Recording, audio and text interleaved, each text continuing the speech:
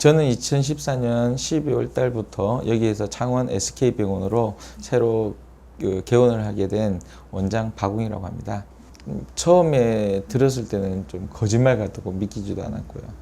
그 다음 이제 제 애들 걱정이 먼저 되더라고요. 왜냐하면 그 환자를 저도 밀접 접촉자라고 표현을 하면 같이 만났고 그 전날에 또 딸이 유달실이 저한테 안기고 자고 싶어 제가 좀 결혼을 늦게 해서 5살짜리 막내딸이 있는데 그 전날 저를 안고 잤었어요.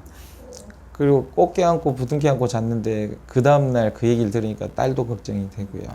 그 다음 와서는 이제 병원 걱정도 되고요. 또 환자들도 발생할까 봐 걱정이 되니까 걱정밖에 안 들었던 것 같아요.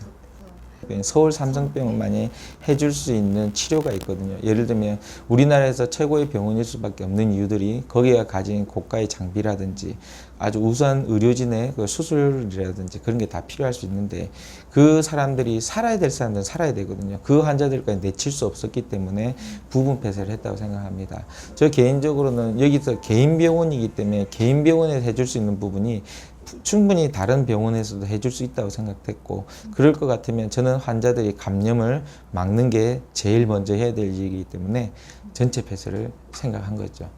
지금은 좀 부끄럽기도 해요. 왜냐하면 요 근처에 이제 회식을 한다든지 또 지인과 같이 이제 뭐 술 한잔을 한다든지 가면 알아보시고 인사해 주시니까 저도 요즘은 길거리 다니면서 아무나 누군가 날 쳐다보면 일단 90도 인사하고 지나가는 그런 버릇이 생겼는데요.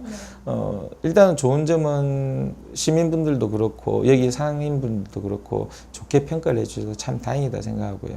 더 다행인 것은 저만의 노력은 아닌데요. 2차 감염자가 발생하지 않은 부분도 참 다행이라고 생각합니다. 그 덕분에 많은 분들한테 좋은 소리도 많이 들었고 인사도 잘 하게 됐습니다. 일단은 먼저 저는 시와 도 그리고 우리 보건소 소장님을 비롯하여 여러분들의 도움을 많이 받았습니다. 뿐만 아니고 도의사회장님, 시의사회장님의 도움도 많이 받았고요.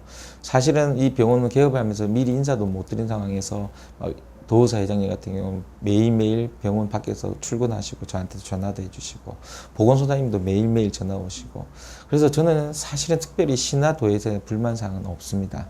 근데 정부의 대책은 솔직히 불만이 좀 많아요. 왜냐하면 제일 처음에 1차 지원에서도 경남 쪽은 다 빠지게 됐었고요.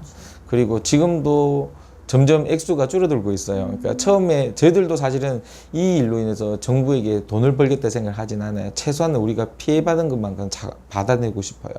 그런데 정부 측에서는 제일 처음에 얼마를 얘기했다 점점 축소되어 가고 있고 지금도 확답이 나오지 않고 있어요. 뭐 일단 조만간 실사가 나온다고 하던데 물론 터무니없게 비용을 부풀리는 것도 문제가 되겠지만은 저희들 중소병원에서는 어떻게든 빠른 자금 지원이 절실하긴 합니다. 그래서 저희들 병원에서도 지금 결국은 그 메르스 이후로요.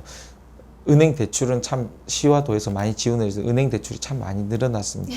메르스 전에는 저희들 병원 자체가 이제 정형외과 전문병이다 보니까 정형외과적인 문제들로 많이 오게 됐는데요.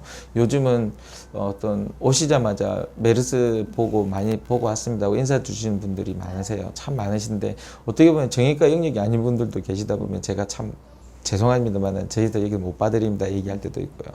또 메르스 전후로 보면 병원의 어떤 이미지는 참 좋아진 것 같습니다. 어떻게 보면 앞에 있던 그 최은영 원장님께서 운영했던 세강병원 자리였기 때문에 최은영 원장이 워낙 잘해주셨고 환자들 열심히 잘 보셨기 때문에 병원의 이미지가 좋은 상태에서 병원의 이름이 바뀌니까 환자분들이 잘 모르고 계시다가 메르스 이후로는 이제 병원의 이름도 알게 돼서 참 다행이다 생각하는 부분도 있습니다.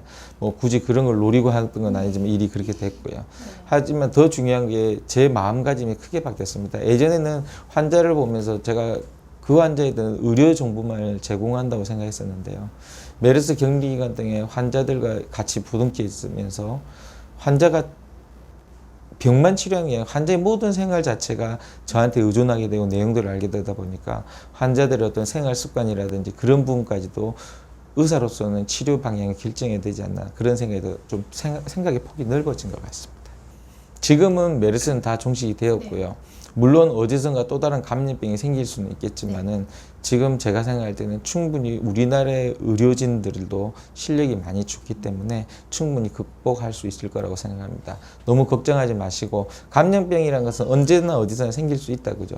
하지만 거기에 대한 치료 방법도 열심히 노력하고 있으니까 걱정하지 마시고 정상적인 생활을 하시면 될 것 같고 뭐 병원에도 아픈 거 있으면 언제든지 오시고 다른 병원에도 마찬가지일 겁니다. 다 신경 써서 열심히 하고 계시니까 걱정하지 마시고 일상생활 잘 열심히 하시면 될 것 같습니다. 네. 첫 번째는 가장 중요한 게 개인 위생이라고 생각합니다.